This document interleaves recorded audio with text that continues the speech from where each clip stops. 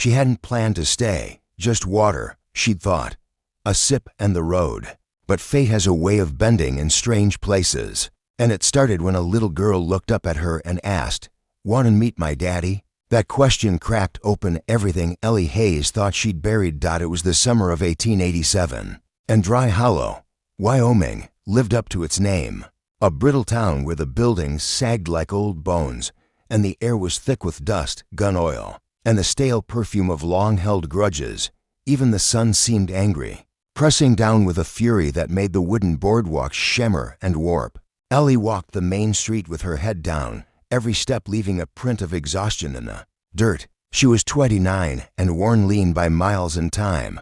Her boots were scuffed, the hem of her coat stiff with trail dust, her silence thick enough to make people look away. She stepped into the Red Fern Diner, where the air cooled only slightly, and the scrape of forks against tin plates mingled with murmurs from men too tired to talk loud. At the counter, she asked for water. The man behind it, tall and balding, with a stained apron and eyes sharp as a branding iron, didn't move right away. "Just passing through?" he asked. She nodded. Ellie Hayes. The words barely left her mouth when the room hushed like a curtain had dropped. A man at a nearby table leaned back slowly. "Ain't you the one that torched that cabin out near Salt Creek?" he asked. "Did my time." Ellie replied, her voice dry. Wasn't guilty. But the jury had other ideas, the bartenders. Expression twisted. "We don't serve felons." When she reached for the water, he yanked it back. "Then go drink from the river." Ellie didn't flinch. She simply turned and walked to the door, a habit now turning, leaving, disappearing. But this time, someone followed. A small voice stopped her. "Hey." Ellie looked down to find a little girl barefoot on the boardwalk, clutching a rag doll. Her hair was sun-bleached and wild, freckles scattered across her cheeks like stars flung in a careless sky. "You want to meet my daddy?" she asked, matter of fact. Ellie blinked. "I don't think your daddy wants company like me." The girl shrugged. "He won't mind. You look like you need pie." That made Ellie almost smile, and it startled her. It had been too long since her face remembered how. "I'm Leah," the girl said, offering her hand like it was a map to something sacred. Ellie hesitated, then took it. They rode out in an old wagon hitched behind the diner. The girl sat beside her, humming tunelessly, legs swinging like she'd never had a reason to stop trusting the world. Ellie kept a hand near her satchel, eyes alert, heart braced. But the girl just pointed out birds and clouds and trees as though they mattered more than suspicion. "That's where Daddy talks to the trees," Leah said, pointing to a stand of pines. "Says they listen better than people." They reached the ranch nestled into a wooded slope, half hidden and half forgotten. The house was long, low, and rough-edged with a mossy roof and porch that groaned under time. One shutter hung crooked, but the windows were spotless. Leah ran up the steps and shouted, "Daddy." "I brought someone." Ellie followed slower, each boot step deliberate. The man who opened the door was tall and lean, with sleeves rolled to his elbows and hair dark but streaked at the temples with gray, his eyes cold. Silver gray held the stillness of a man who'd watched too many things fall apart.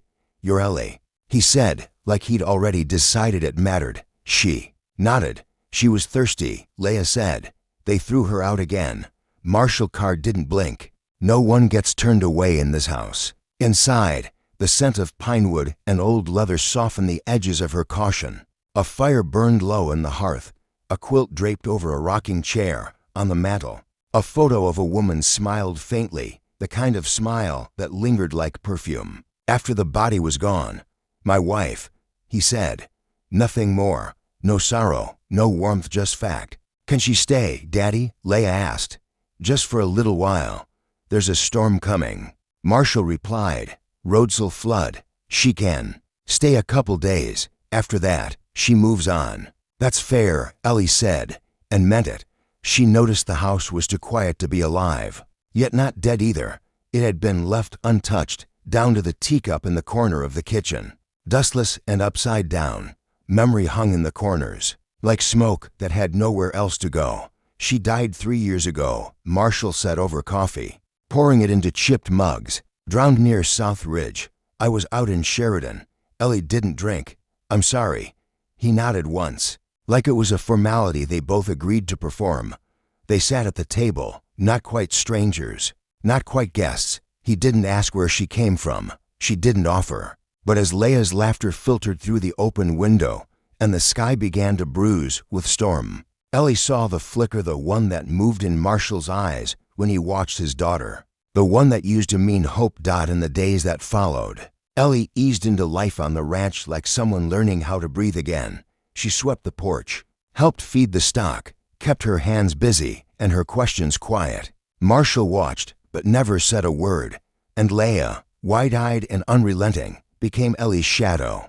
"Why's your hair red? Do you believe ghosts can cry?" Ellie answered what she could. Sometimes she even laughed. One afternoon in the barn loft, she found a journal beneath a loose board, small, bound in cloth, faded ribbon still clinging. Inside, the first page read, "June Avery Carr, 1882, recipes." Leia's first words, "Sketches of the stream. Then, Marshall will be overnight in town again. The house feels colder, not just from absence." Another page, "He says the firm needs him more now. I think the firm needs less silence." And then, saw a rider again, same hat, same horse. He didn't wave this time, just watched. Ellie's fingers trembled. The final entry was dated 2 days before June drowned. "Leia has a fever. I'll go for feverfew in the morning. If I'm not back by sundown, tell her I sang to the trees." She'd never made it back. Ellie had seen bruises on drowned women before. She knew how truth could be cleaned away with words like accident. She searched the house more methodically after that, quiet as a shadow. Under the old writing desk in the study, she found a false bottom. Tucked inside were papers tied with a red string, and one envelope still sealed. "To Mayor Horace Dion, Dry Hollow Township." The words inside slammed through her like a bullet to the chest. This is no longer a legal matter. It is a moral one. Garvey Vennett and his men are redrawing maps to steal land. The Hayes property was among the first. Others will follow. If you ignore this, you are complicit. Signed, Marshall Carr. Her breath caught. She sat, lightheaded. It had been true, all of it. What they'd called madness, bitterness, delusion. Her father's land was stolen. He was beaten. She'd fought back, marched into the county office, threatened to burn it all down. A week later, a fire did break out in the stables. Not even the courthouse. No witnesses. No evidence. Just her anger and bad timing. She was sentenced to 5 years. The arrest warrant bore the name, Marshall Carr. She stood slowly, the letter clutched to her chest. Outside the window, the hills were drenched in gold light. Marshall moved across the field like a man untouched by the past. But Ellie no longer saw the man who offered her coffee. She saw the man who'd signed her into a cell. She packed her things quietly, worn boots, a thin shawl, the journal, the letter, on the way out. She paused by the hearth where Leia's doll lay curled. She brushed its yarn hair gently, then stepped onto the back porch. She didn't look back. Dry Hollow's town hall was still there, peeling and gray, as tired as everything else in the town that forgot her.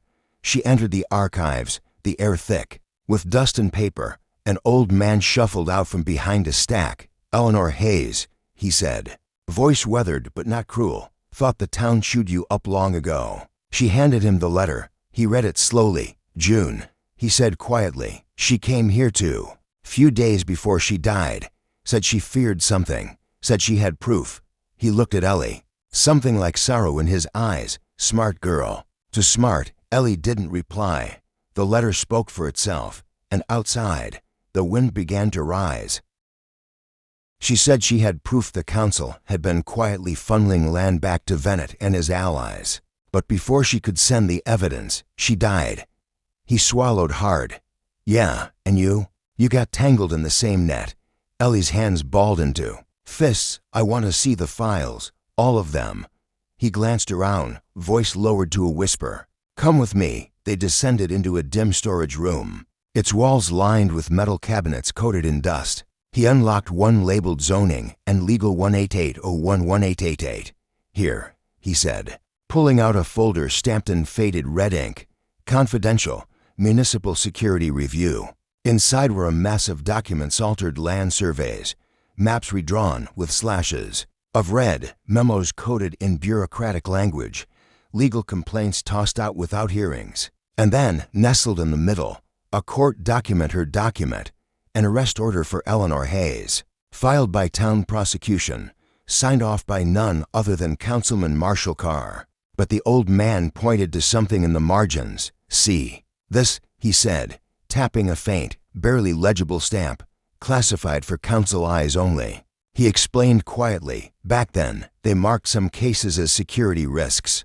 It meant council members couldn't actually read the details. They were only signing off on procedure, not content. So Marshall, he didn't know. Ellie's breath trembled in her chest. He never knew what he signed. The old man nodded solemnly. They pushed a lot through that way. Your land, other families. June Carr was getting close to exposing it. That's why they silenced her.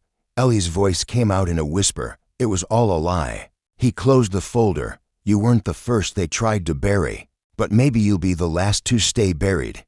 Ellie stared at the files. In her hands, fingers curled tight, breath shallow. Then the old man reached into a drawer and handed her a sealed envelope.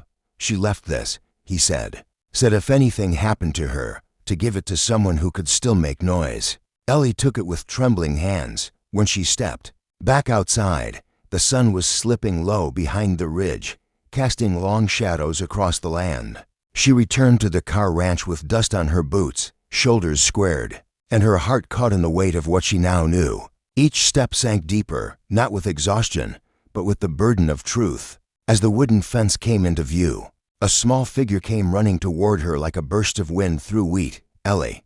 Leia's voice carried through the hush of twilight. Like a chime on a porch, the little girl threw her arms around Ellie's legs, face buried in the folds of her skirt. I knew you'd come back. I told the chickens. Ellie knelt down and pulled the child into her arms, holding her close. They clucked twice. Leia said solemnly, that means yes. Ellie gave a soft, breath-catching laugh. Smart birds. From the porch, Marshall stood still as stone, watching. He said nothing, didn't move, but the silence between them was filled with something fragile and real, something words would have only broken. The door behind him was cracked just enough to catch the last light of the day inside. Ellie saw a folded wool blanket on the rocker, a tin plate over what smelled like cornbread, and a neat stack of wood by the stove. It wasn't a welcome. It was something deeper, a home, quietly waiting to be picked back up again. She crossed the threshold and felt the shift in the air, like a storm had passed through and washed everything clean, leaving only pine and warm bread behind. She said nothing of what she'd learned at the town hall. Not yet. Not while the dust still stirred inside her. The days that followed passed in steady rhythm. She fed the chickens, brushed the horses, hauled water, mended the west fence. She worked beside Marshall, their words sparse, their movements quiet. Not from awkwardness, but from understanding. She didn't do it out of debt. She did it because it steadied her. The land seemed to hum beneath her feet, reminding her how to breathe. Leia followed her everywhere, her chatter soft, her presence a shadow of joy. At night, Ellie sat by the hearth with June Carr's notebook in her lap. The leather soft with age, the ink faded, but the words fresh. She hadn't decided what to do with the letter June had written. Not yet. Not until her hands stopped shaking. Then came the evening with the tray of biscuits. Ellie pulled it from the oven and caught the hot iron against her palm. She gasped. The tray clattering to the stone floor, dough scattered and hissing. She stumbled, muttering under her breath, reaching for a towel. Before she could move, Marshall was there. He knelt beside her, cradled her burned hand gently, guiding her to the wash basin. No questions, no lecture, just quiet, careful movements. He cooled the burn with water, then pulled a strip of linen from his shirt pocket and wrapped it tenderly round her palm. You didn't deserve what they did to you, he said, voice low. And neither did she. Ellie met his eyes, startled by the honesty in them. For the first time, he didn't look away. You were part of it, she said. His face flinched, unwittingly. But yes, she waited for the fire to return, for the fury. But it didn't. Instead, she let him take her other hand, the one unburned and open. I can't undo what happened, he said, but I can make sure what happens next is different. She nodded slowly. That night, beneath the roof he had. Patched, with her hand bound in linen and her heart wrapped in something unspoken, she slept deeply. Marshall never spoke great words of apology or of love, but in his silence, Ellie heard the shape of something just as strong, a beginning. As spring crept into Dry Hollow, tender greens sprouted on the cottonwoods. The land softened, and so did the people. Ellie stayed. She built her mornings on coffee and bread dough, her afternoons on chalk and paper. In the empty barn loft, with salvaged planks and stubborn will, she carved out a schoolroom, painted a crooked wooden sign, Car Hollow Learning Corner. It wasn't fancy, but it was real. Children came barefoot, sunburned, shy. Some brought nothing but a stick, others a hunger for more than survival. Ellie taught them letters, then words, then stories. She showed them how to sign their names like planting seeds in earth. Leah was her helper, her echo, her voice on days when Ellie's own felt cracked. Town folk who once whispered now nodded in passing. Some even smiled. They stopped calling her that woman who went to prison or Marshall Carr's mistake. They called her Miss Ellie, the one who taught their kids to read under cottonwood trees. One afternoon, Ellie found Leah at the table, hands stained with berries, crayons worn to stubs. "It's us," Leah beamed, holding up a drawing. "That's you. That's Mama June. You're both holding the house so it doesn't fall." Ellie blinked, throat tight. To women, one memory, one flesh cradling a roof between them, past and present drawn in a child's hand. Later that week, Ellie stepped into the sitting room, flowers still dusting her apron, and stopped. Above the hearth, where one frame had hung for years, now hung two. On the left, June Carr's sepia portrait. On the right, a photograph of Ellie laughing under the cottonwood, Leah perched on her shoulders. Beneath the frames was a brass plate, polished to gleam. Carr home lit by her, kept warm by her. Ellie said nothing, just stepped outside, heart full and aching. Marshall joined her. He stood beside her in the dusk, sky blushing lavender and gold. "I didn't know if it was the right thing," he said softly. "It was." She whispered, "You didn't choose between us. You honored both." "She was the flame," he said, "but you're the one who kept it alive." Tears rose in her eyes, but not from pain. For the first time, she felt seen, completely. No one said the word love. They didn't need to. A year passed. Seasons did their quiet work, softening what was hard. Spring gave way to summer, then to harvest. Ellie signed guardianship papers in town hall. A judge's final stamp echoed in the room. Back at home, tucking Leah into bed, the child reached out, brushing Ellie's cheek. "Are you really my mama now?" Ellie nodded. "I always was. Now it's just written down." They had built more. Then a home. The old supply shed had become Car Hollow Goods. Ellie baked honey bread, dried herbs, made jars of wild chamomile and chanjula. Marshall kept bees and hens. He built shelves, painted a sign, "Made from the land for the ones who stay." It became a haven for more than goods. It was a place where people felt something real. One October evening, Marshall walked her to the edge of the property where pines whispered in the breeze. This was hers, he said, kneeling beside a rosemary bush. She said it kept bad spirits out. Fresh rosemary now bloomed around the tree. She was right. Ellie said. Marshall turned. In his hand was a leather string with a silver flame pendant. "It ain't fancy," he said, "but it's true, engraved on the back, not passing through anymore." Ellie held it, tears in her eyes. "You made this?" "I had help with the silver," he said, "but the words, they came from here." He touched his chest. "I was blamed for fire," she whispered, "but maybe I was meant to carry light." He pulled her close. They stood beneath the pine ghosts behind, roots beneath. Later that week, he hung a new sign at the ranch. Gate, beeswax coated, letters burned deep. "Here rests no ghost, only love that stayed." And when evening fell soft and laughter floated from the kitchen window, travelers would pause by the gate, not for shelter, not for directions, but to glimpse something that wasn't passing through. A woman who stayed, a flame that never dimmed. Some love stories begin in ballrooms, but the truest ones, they're written in pine wood, whispered in kitchens, and found in the eyes of a child who asks simply, "Want to meet my daddy?"